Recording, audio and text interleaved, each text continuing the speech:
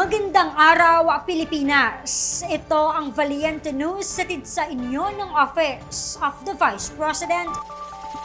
Naalalayan ng Magnegosyo Taday Program ang isang student entrepreneur sa Occidental Mindoro. Ang buong detalye, alamin natin sa ulat ni Brian Latasa. Nagtatrabaho noon bilang water attendant sa isang water filling station ang mag-aaral na si Daryl at nang nakaipon ng sapat na paunang puhunan, sinubukan niya na pasukin ang pagninegosyo at magtinda ng chicken pastil at spam musubi. Actually po ng bakasyon, nagtatrabaho po ako sa tubigan.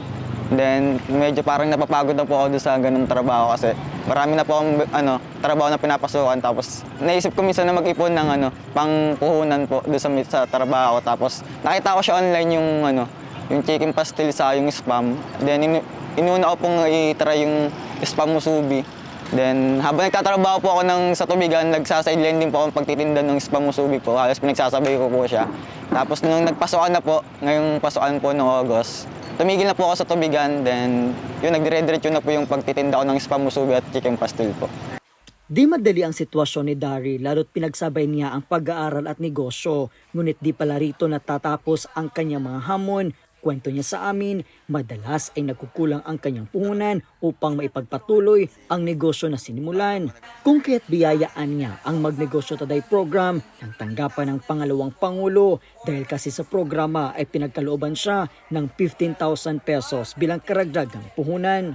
Masaya po na iniisip ko na yung minsan kasi po yung puhunan ko nagkukulang talaga na kasi dalawang paninda na chicken pastil sa spam musubi na minsan matumal, tapos yung minsan yung puhunan nagagalaw. Kaya yung masaya po ako na yun, sobrang laki ng puhunan na natanggap ko kanina, malaking tulong po talaga yun. Puhunan ko niya para mas lumaki po yung business ko. Yung, hindi naman lumaki po para mas dumami yung ititinda ko, hindi lang isa. Pwede ko nang pagsabayin po yung chicken pastil sa spam musubi. Ganun. Narito naman ang mensahe ni Daryl para sa tanggapan ng pangalawang Pangulo.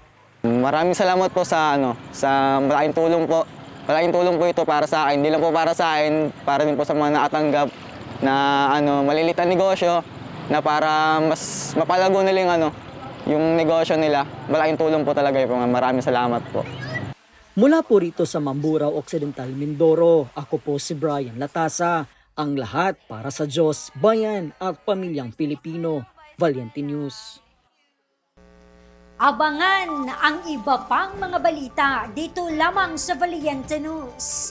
Ako si Claudette Loreto para sa makabuluhan, naninindigan at matapang na mga ulat at impormasyon. Maraming salamat.